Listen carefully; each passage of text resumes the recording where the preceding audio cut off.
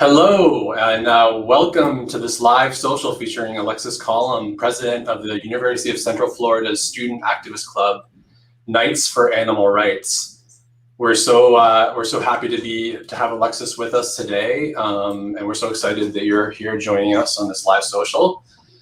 I am Patrick Liddy. I'm digital marketing specialist at VegFund, and I'm here with Estella, who's our communications associate. I just wanted to kind of just pause and just like put the question to you, like where are you all watching this from? It'd be great to know. Like I know that we have grantees worldwide across the globe, so it'd be really cool to kind of see where you're watching this from, where you're tuning in from. And before we bring in Alexis, I just wanted to kind of go over what we do here at VegFund. So at VegFund, we empower vegan and plant-based advocates worldwide through grant funding and supporting effective outreach that inspires people to choose and maintain a vegan lifestyle. We have three main categories of grants that we offer. First is community events, and that sort of encompasses food samplings, film screenings, pay-per-view, festivals and fairs, and other learning events. That's one of our most popular categories. We also have special projects that are sort of like anything that might not necessarily fit in those first categories, like some things like mentored campaigns, vegan challenges, humane education, school outreach, and other sorts of events like that. That kind of fits into the special projects category. We also offer grants for online campaigns. So whether it's social media or online challenges or any other digital marketing campaigns that you might think of or you might be offering, we provide grants for those too. So definitely feel free, if you haven't applied for a grant and you're doing projects, you're doing any of these vegan initiatives, then education initiatives, please feel free to apply or just inquire with us if you have any questions about anything. We also here at VegFund, we love to offer resources to our activists and our grantees. We recently featured a social ads campaign webinar with Maria Jose Lolanzo of Animal Equality Mexico. And I kind of went over like everything you need to know about Facebook campaigns, Facebook social ad campaigns. We also recently published a blog post about how activists encourage the amazing Detroit community organization Auntie Na's Village to try vegan. And Estella's going to be adding the links to these posts over in the comments. And we also love to feature our grantees in activist stories, which is kind of what we're doing right now. And so our latest activist story is how Knights for Animal Rights thrives as a university club, and that's why we're here today. We're going to talk to Alexis about what she does and how Knights for Animal Rights has been operating over the years and been dealing with turnover that inevitably comes with being a university organization. So at this point, I also love if you have any questions that you may have, feel free to ask in the comments. And right now, I'll just introduce Alexis. Alexis is a graduating senior at the University of Central Florida. She's pursuing a bachelor's in studio arts degree with a minor in business. And her goal is to use Activism, which is art plus activism, to increase awareness, advocate, and raise donations for nonprofits and movements supporting animal rights, human rights, and the environment. As I mentioned, she's currently president of the University of Central Florida Student Activist Club Knights for Animal Rights.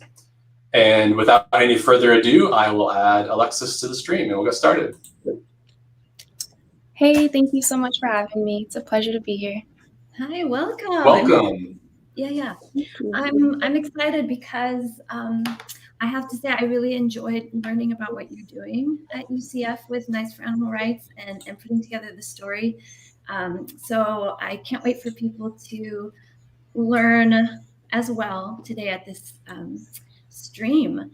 So I'd like to start right from the beginning and how you became vegan, how you became a vegan activist, and then how you became involved with Knights for Animal Rights, because we didn't get into all the interesting details about that story in our article. So yeah, why don't you share about that to start? Absolutely. So my journey to animal rights began in 10th grade when my professor for my ENC 1102 class was vegan. And so all of our literature and the essays that we were writing about, because it's a writing course, they were all about animal rights and just kind of starting me on this process of thinking about my relationship with other animals and how I may use them in my life, maybe unknowingly. And on the last day of class, she showed us Earthlings, which, if you haven't seen it, it's an amazing documentary that just kind of gives an overview of how humans exploit animals in society.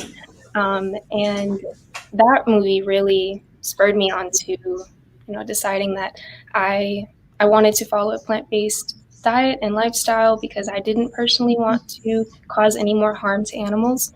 I originally wanted to be a veterinarian. That was my original track in school, was biology, to become a veterinarian. And I realized how could I want to save animals in my job while still eating them, or, you know, in my daily life causing harm to them. So that's what really started me on my path of animal rights. And once I went to college, I found Knights for Animal Rights and joined my freshman year and was involved ever since. That's really great. I didn't know that about you wanting to be a veterinarian to begin with. Ever since I was little, it was either a vet or an artist, and I finally switched over to my studio art degree. Yeah, so you did focus on art, and that's a good point, because I want everyone to know what your start was at the organization. So you, why don't you tell them about that? Absolutely. So when I joined my freshman year, I very quickly became involved and befriended the officers that were running the organization. And in the second half of my freshman year, I sort of created my own position as the creative committee director. And what that entailed was basically trying to develop artistic ways to do activism, the artivism, art plus activism. And that would be raising donations for our club by painting small canvases with animal rights themes or messages. Or I even made small bottle caps with pictures of some of the animals that were at a sanctuary that we visited, so that way that we could, kind of demonstrate them in they're their own unique, amazing individual being. And it was a reusable project because I used bottle caps from campus and turned them into magnets. So little things like that, to use art to also be a voice for animals. And because art can sometimes speak in ways that words can't, and a picture says 1,000 words. So you can get a lot across with just visuals as well. So that was my position that I kind of started, and I held it all through my sophomore year. I even made a photo booth for our Veg Fest that we had on campus, which was amazing. We had 2,000 attendees in 2019 that came, and so I made like a 6-foot photo booth made out of pallets. So all of my art is sustainable while trying to make our events fun and engaging for the members and people that attend. And then finally, in my junior year, I became president. After the pandemic happened, I started during our virtual year in 2020. Great, and I want to talk about what happened during the pandemic, because that's really interesting. But thinking about how you started in the organization as an artivist, how did people respond to your different art projects? Was there one that really sparked conversations? I think definitely the bottle cap one sparked a lot of conversations just because of the whole dynamic of it. The fact that it actually came from, if anyone's familiar with Gringo's Locos Tacos, it's a taco restaurant that has these bottles called Jarritos, and they have bottle caps that they would just take off for students and throw away. But I would go every day and collect them so that they wouldn't just be thrown away. So they were reused from campus, and then really showcased animals individually, and was also a talking point to promote the sanctuary that they came from, Kindred Spirit Sanctuary. I believe it's in Ocala, somewhere near Gainesville. And yeah, so that one was really successful. And it's also a really small, cute reminder of the animals that we love. You know, you can put it on your fridge or on a magnet board or something. Yeah, and it's just a small way to benefit the sanctuary, our club, and as a reminder for yourself. Yeah, and I love that it has that dual purpose where it's sparking conversations about animal rights as well as the environment and repurposing and not wasting. Really like that. And a third purpose, which is it was raising funds for you all. Is that correct? Absolutely. And they were only $2 each, $1, $2 each. So it was really awesome to be able to support and raise money for our club as well. Yeah, and so I really love that about your story. That's what we really focused on is that you have all of these activities working on several levels for your organization and keeping it alive. Can you talk about some of the other activities or projects that are doing that? They're kind of sparking conversations, attracting people, while at the same time generating support. Absolutely. So that was one thing that the grants from VegFund actually really helped with, was preparing for our community events. We would attend something called the Vegan Outlet, which is hosted by Orlando Bearded Vegan here in Orlando every month. And he started it during the pandemic to really provide an outlet for local businesses and vegan businesses in particular that were suffering during the pandemic of not having the constant customer flow because we were going through a difficult time. So it allowed for businesses to have pop-ups once a month, and we attended as an animal rights organization to provide kind of the backstory of why this exists. Why do we have these vegan markets, and what is the conversation that we need to be continuing? Because it's awesome that we get to benefit from all these amazing options, but there are still certain animals that are suffering. And so we wanted to use our base to raise awareness for that. So during these events, we would have raffles and giveaways and a spin the wheel. Kids love those. It helps really spark a conversation with them.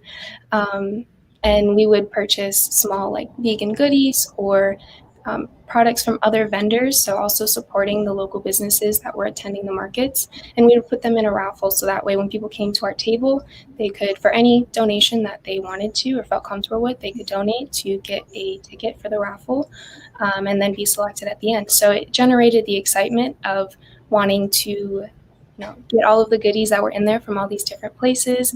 And they usually tied with the theme that we were addressing that week or that day at tabling. So if it was about sustainability, it'd be a lot of sustainable products. Or if it was about the dairy industry, we had like ice cream coupons and other things that were related to the theme that we were addressing.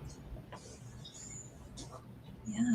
Speaking of themes, you did something very interesting this past year with your educational presentations and theming them. Do you want to talk about that? Yeah. So as an animal rights, as a student animal rights activist, it can be a little daunting sometimes with all of the various topics that there are to address. And so we thought it would make it a little bit more manageable to break them into themes and sections. That way, as officers, we can plan our events to coordinate and kind of lead up to a final large action, that where we take action based on everything we've learned. And also for the members, it allows them to really be able to dive in deep and learn about the topics and understand the holistic view of why we're talking about this and become excited to join in part of the action.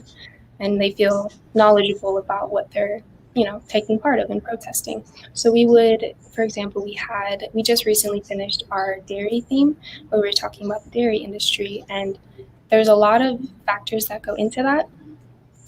So we had a series of Instagram posts talking about, for example, the veal industry, which is a byproduct of the dairy industry. Also, what happens to dairy cows? How is this affecting our environment and the workforce that are being exploited as well in this industry. And then we ended with our Starbucks sit-in, where we had free plant-based milks that we also were able to obtain thanks to the VegFund grant. And we gave out free milk samples, free plant-based milk samples to all the Starbucks customers that would come in, to try to raise awareness of there are these amazing options available, but Starbucks charges extra for them. They charge 60 to 80 cents. So as part of a campaign, a nationwide campaign with Students Opposing Speciesism, which is one of our partners, we joined the campaign to try to raise awareness to this. And these Instagram posts and the milks helped build the motivation for people to help support. That's really cool. I really like that idea of themes, and I really like that it sounds like you're sort of educating like your own member base at the same time before you like go out and do this activism, right?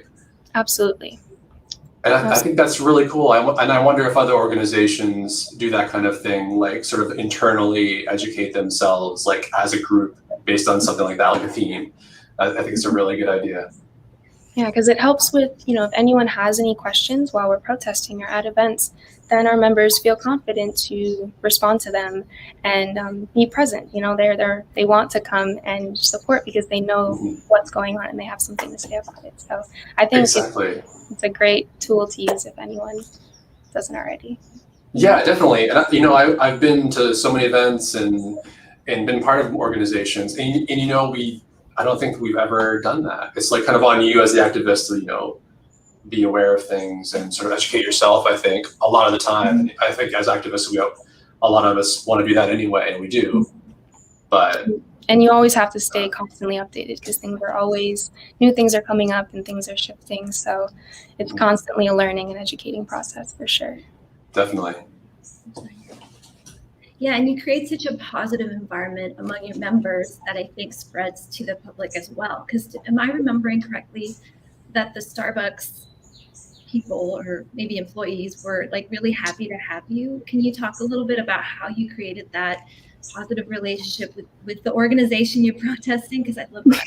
It's actually really amazing. I went in and I went to the manager and I just talked to her. I was like, hey, so I introduced myself as the president of the animal rights organization. And this is actually the Starbucks right across from our school. So it's very close to our campus.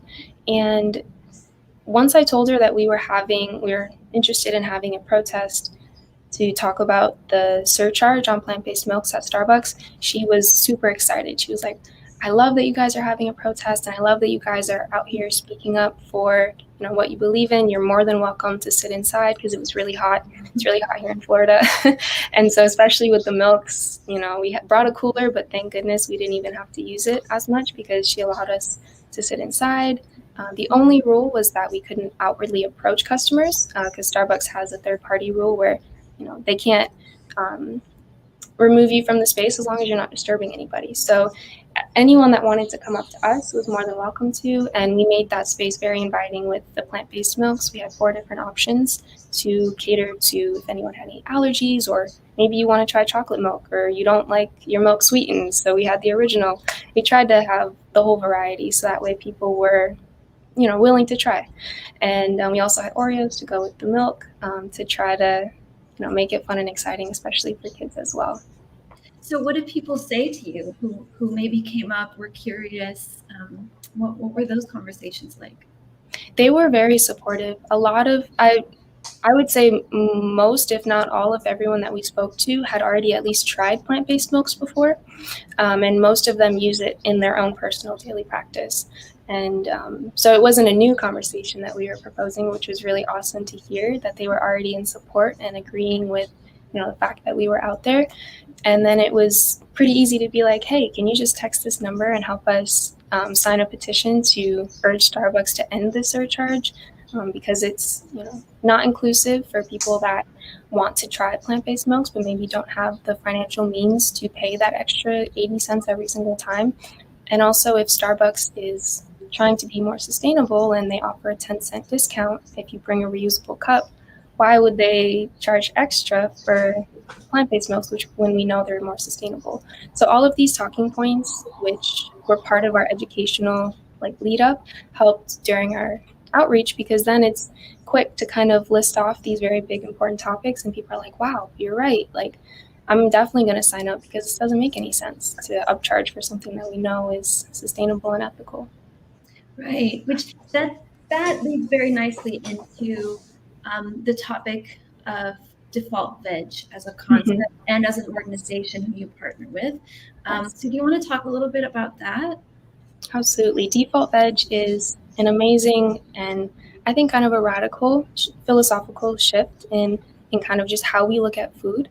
It's basically taking, for those that don't know, taking the animal-based default that we have right now and turning that into a plant-based default. That way, again, it's more inclusive. If someone has allergies or lactose intolerant, they don't have to take off anything.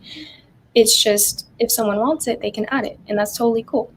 So they found that just by having these defaults and having a nudge, that people are more likely to choose plant-based options because it's already just ingrained. They're not going to switch it out, but since it's not already put as a default, they may not choose it because it's seen as the other option. So Default Veg is just trying to normalize plant-based foods as appealing and commonplace everywhere.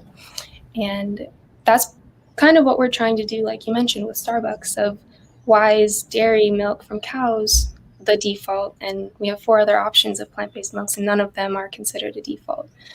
So Default Veg, that's what they're trying to do, and you can use this logic in businesses like Starbucks or at universities like at UCF, which is what we're trying to do.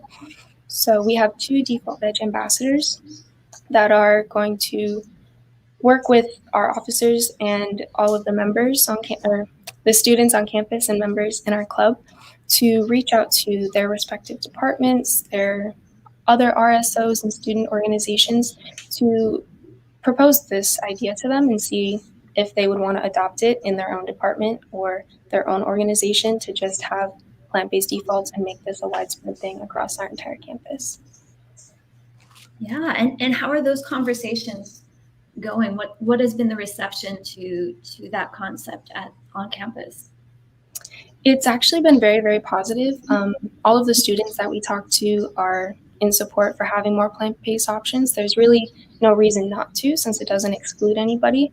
And from the department standpoint, we just sent out a couple emails because Default Veg is actually starting a pilot study with UCLA and I believe Harvard, and testing out to have factual evidence of, do plant-based defaults work? And so we want our organization to be part of that innovative study and part of that pilot study of plant-based research. And I think that would be really, really amazing. And when we sent out those emails, we got super positive results. The advisors and department heads loved the idea, but personally, at least for the ones that I emailed, my honors college, they're not hosting any catering events because of COVID. So there's kind of still a little bit of an effect of the pandemic where they're not handing out food just at their own department events all the time. But our next step is going to be reaching out to the dining halls just in general and seeing if they would be willing to adopt it in fall as well. Yeah, that's really exciting. And I love that you've got your eye also on the research and seeing, how it works, what works best, so that you can be as successful as you can be.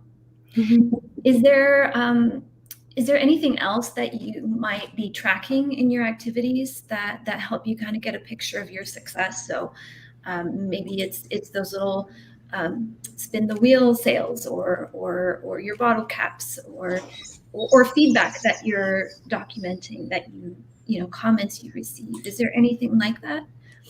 We do. So I've actually made a form that talks about, for our merchandise and the tote bags and the shirts that we have that say "Be kind, every kind." Those serve as outreach because it's spreading a message all the time, while also raising funds for our club and just overall support that we have from the community. So we keep track of the inventory that we sell at each event and also the amount of pamphlets that we give out.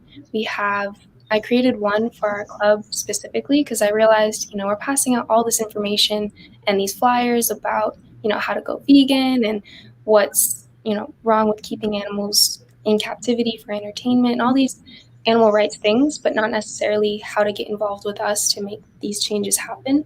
So we made a pamphlet just talking about the different events that we have, the partnerships that we have with Students Opposing Speciesism and Default Veg.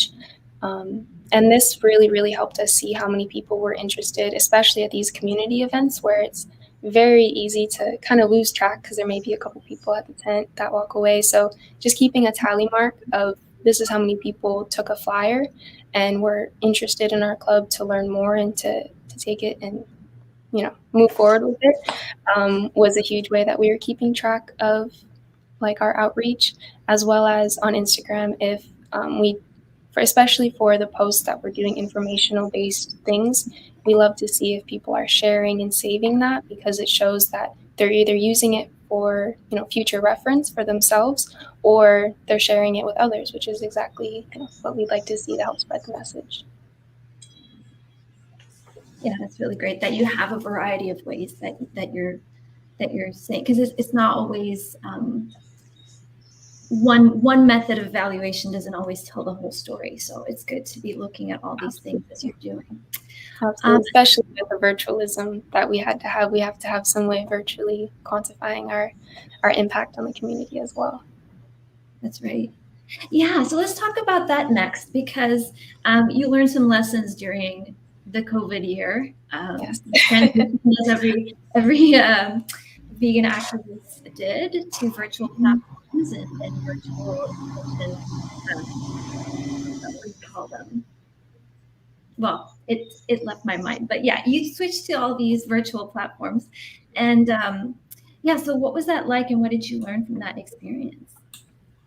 It was definitely a little nerve-wracking in the beginning, especially as, I'm a student, so I was participating in Zoom classes as a student and listening to my teacher's lecture, but it was definitely a big shift for me personally to be like, okay, I'm going to host my own Zoom, I'm going to put this presentation together. So that was definitely, for me personally, a cool experience.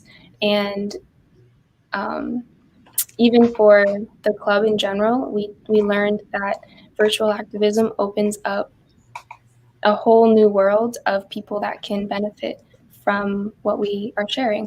So we actually had, his name is Ismail Perez, he's in Chicago, and he joined one of our virtual meetings and became super involved with our club and even decided to open up his own animal rights organization after that through SOS, and he's working with Default Veg. So it's really cool to see that the things that we're doing in Orlando, Florida can have an impact elsewhere too. So the virtual atmosphere really taught us, how powerful online activism can be, and that we would love to continue it in the future, even if we have in-person meetings. I think it would be super beneficial to still Zoom broadcast these, because that way people have the option to come in person if they want and be in that energy and space that we create and enjoy all of the free snacks and things that we have to provide. But if they can't make it, or if they're out of the state, they're still welcome to learn and be a part of that conversation as well. That's incredible. Yeah, that's something that definitely, like, a door that's been opened, it feels like, is having this competency in being on Zoom or being virtual. It definitely like opens the doors out of like your distinct location, like you're saying, which is really great. Yeah, we were super, super pleased with how that worked out. We weren't expecting it at all, but that's what these unexpected pushes kind of do for you, is they open up doors that you wouldn't have opened yourself. So Default Veg, this person joined Default Veg, one of your partners, but you have another partner, which is SOS, Students Opposing Speciesism. Yeah, Speciesism. So yeah, tell us about that, how that partnership worked, because that's a really interesting opportunity for our viewers. Yes, definitely. For any young activists interested in getting involved in animal rights, SOS, or Students Opposing Speciesism, is an amazing opportunity. Just to give a little context, speciesism is the misguided belief that all other animals are inferior to humans and that they're here for our personal use. And so students opposing speciesism is trying to raise awareness and make that word speciesism more commonplace and normalized, so people understand what it is and can implement it into their daily lives of avoiding speciesist behaviors. And so we joined because it's a really amazing organization that allows you to join a network of activists across the country. So SOS has student hubs in states all around the country, and you can go on their website and check it out to see if there's a hub near you that you could join. And if there isn't, you could start one yourself. And they provide tools and resources and just the guidance needed to host your own protests or organize your own events, and even practicing for interviews like these, for example. If you were to do an interview for a protest, there's people that can help coach you on how, ways to do an interview. So they give a lot of really amazing resources that helped me personally as an activist grow and become more confident in my abilities to make an impact. And yeah, I think it's a really amazing resource for any activist to use if they're interested. Yeah, and your SeaWorld protest, maybe we can talk a little bit about that. That was in partnership with SOS, so it was happening simultaneously in multiple cities, right? You want to talk a little bit about how that went for you all? Yes, that was definitely one of our most successful protests, and really in part to, like I mentioned, the amazing network that SOS has. When I wanted to protest SeaWorld and organize an event for that, I realized that there were 3 SeaWorld locations when we started doing our presentation. So it's also good to see how doing the educational presentations first helps you even with planning your actual events. I learned that there were 3 locations, one in Orlando, Florida, San Diego, California, and San Antonio, Texas. And there were also coincidentally hubs, SOS hubs in each of these cities as well. So I reached out to the organizers for each of those, and we got together and decided to have a protest on the same day. And since we were in different time zones, it worked out perfectly that we were basically protesting the SeaWorld location all day, really coming together so that every location had an activist there and making all of our voices together to speak up for the animals that are here, because marine life in SeaWorld parks, they don't have what they need to have a fulfilling life. They're stuck in tiny pools, the size of what would be a bathtub for us. And so especially during the pandemic when everyone was really cooped up, we thought this would be a really impactful protest to have, because people may be beginning to understand what these animals have to go through their entire lives of just being trapped in a tiny cage and not able to do what you would want to do. So that was a really successful protest, and we streamed it live on our Instagram, and PETA SOS actually reshared it too. So that's another really cool thing, is all of the actions that you do, they reach a wider audience because you're able to share it on this larger platform as well by all working together. I love that. I love how so much of your story, Alexis, is about initiatives that you took. You took the initiative to talk to these different organizations in the different cities, and you took the initiative to start a creative committee and do Activism within Knights for Animal Rights. So you're probably a very good person to give a word of advice to anyone wanting to get started in activism or wanting to re-energize their activism. What's your best advice for someone like that? Really, even when you mentioned initiative, it's I think the best advice I can give someone is, if you see an injustice happening, if you see animal cruelty happening, or if you see just anything that you think shouldn't be happening and you don't support, I think that you have the power and the right to stand up for it. And really have the confidence in yourself to do that, and the confidence in your team and society to make that positive change. Because if you bring that confidence and compassion, it spreads to others, and then they can feel that energy and want to be part of that movement as well. So that's really my biggest goal, is to maintain, my beliefs, but also in a compassionate way that is inviting to others. We never want to shut anyone out of the movement or make them feel excluded, because that's not our goal. We're here for the animals, and that doesn't exclude any person either. So really just planting the seed, knowing that you are a catalyst, and kind of like a beacon of light that you can bring people into, a more ethical and sustainable lifestyle, I think is really important. Just knowing that you can plant a seed and taking that initiative and believing in yourself that you can do it. Because I took chances and just kind of things that I didn't know how it would work out, and I just went with it. And good things come from that if you put your intentions. So that like confidence and compassion, everything else that you do can just kind of spring from that source, basically. Mm-hmm. Exactly. That's so powerful. Yeah. Great advice. Rochelle says, Knights for Animal Rights does amazing work for animals. Thank you so much. Wonderful. So how can we, I think this really prompted a few hearts, I think, in the response from your viewers. So how, with that in mind, from your experience as a university activist in particular, what kind of support do you need from the public, or what are you looking for from your response, or from the support that you need? I think really the same thing in terms of taking that initiative. If people in the community see what we're doing and they agree with it, even some way, they don't think animals should be harmed or anything, I think they should take that initiative to learn more and to try to understand the industries that we're talking about and where we're coming from, because we don't do it to come at anyone.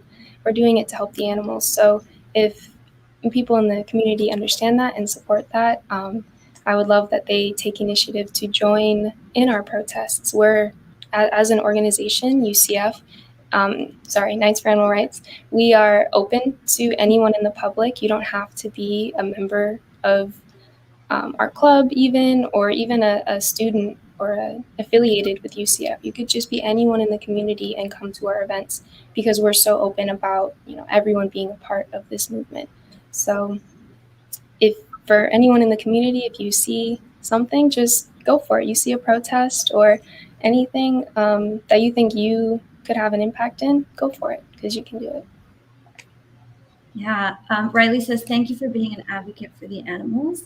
And just a reminder that you can ask a question in the comments if you have any questions.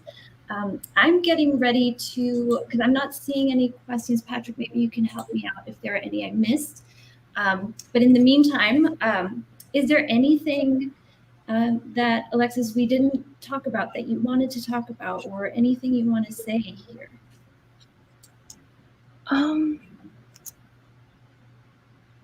I would just want to say that, moving forward, moving into fall, we're super excited for being back in person, because now we can get back into the hands-on activism that we used to have, and, bringing in the plant-based foods and creating that environment that, I feel like our whole community kind of missed during that year of being virtual. There's a lot of friends that didn't get to see each other all the time. All of our meetings that we would have once a week were really, the building of like friendships and bonds every single week of seeing people and coming together for a common cause that, we all believe in. So that's something that we're really excited for moving forward into fall. And we're starting to plan those events and starting to get our new officers on board with the transition of going from virtual to in-person, as well as just learning how to manage an organization as a whole. To help with that, I made a little handbook. So I don't know if this would help other organizers, but just kind of making a best practice book of, what are the best practices for your position. We have a couple positions like treasurer, president, social media, to kind of break up the responsibilities.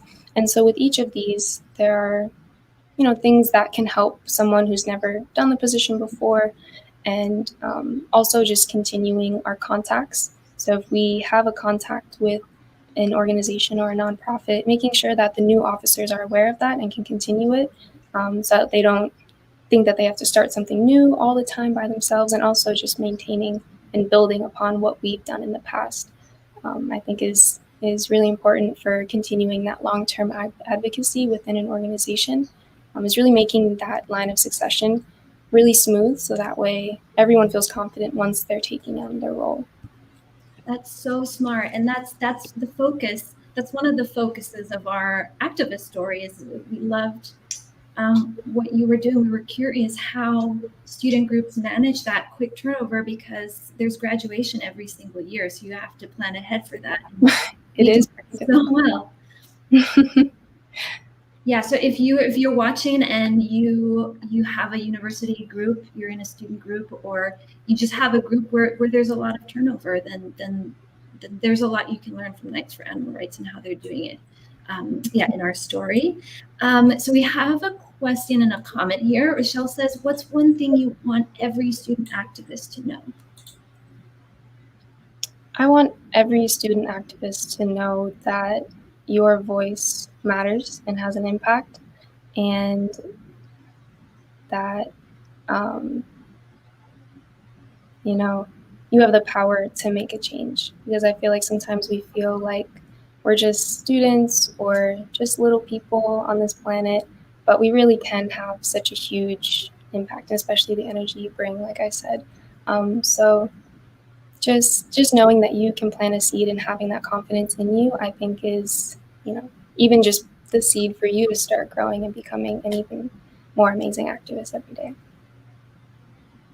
Yeah, and you have an example of how you can do that and how you can start a group in your own university, right here with Alexis. So if you wanted to get involved, it's peta.sos.org, I believe.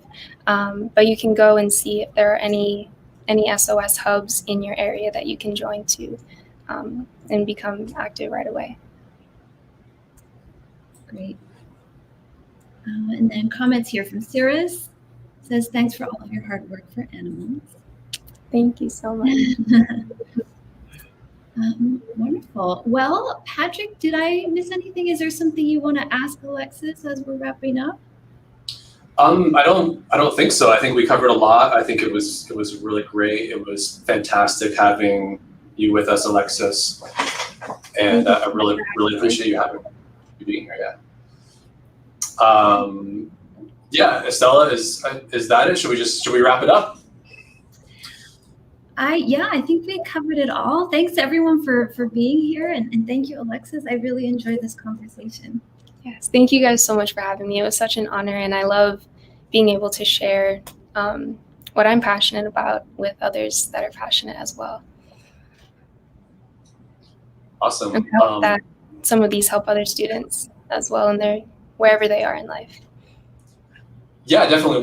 We do as well, and we would love any students that have initiatives like this or their own type of initiatives that look into VegFund. Please feel free to apply if you see that your initiative's a fit to one of our grant programs.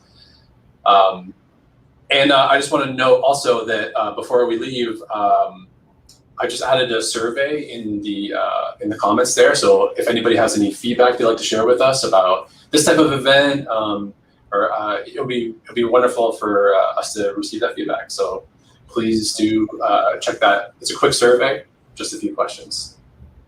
Absolutely. And I wanted to add too, if you had any further questions that maybe I didn't answer, you're always welcome to reach out to us on Instagram at Knights with a 4 Animal Rights, and we will always be happy to help with that too. That's great. We really appreciate you offering that, Alexis. And one last thing, that if if there are grantees who are watching, we'd love to feature you in something like this. We'd love to feature you in an activist story or one of our blog posts or live social. So if you have an initiative you want to talk about or a topic you want to talk about, let us know. May I add also, Alexis, if you want to share also where people can follow you or Knights for Animal Rights online? Mm-hmm. Absolutely. I can. Sir, oh, I can't leave a comment. I was going to maybe put it in the chat. But yeah, so for my personal artwork account, with my art and activism, it's alexiscalacreations.com, and that's where I have all the information about the artworks that I've done, even the previous interviews and events in the community that I've done with my club and stories that I've done about our protests and things. So if you wanted to learn more about what we did at SeaWorld or at Urban Outfitters, I don't know if I mentioned that one, but we had another protest at the mall at Millennia for the fashion industry. All of those are on my website along with my artwork. But yeah, I'm starting now that I'm graduating in fall. I'm hoping to get my personal art business started and really use that to advocate for animals moving forward, even once I graduate. Wonderful. Well, thank you so much again, Alexis, for joining us, Estella, and that's it. We'll see you all later. Thank you guys so much. Bye. Bye. Bye. Thank you.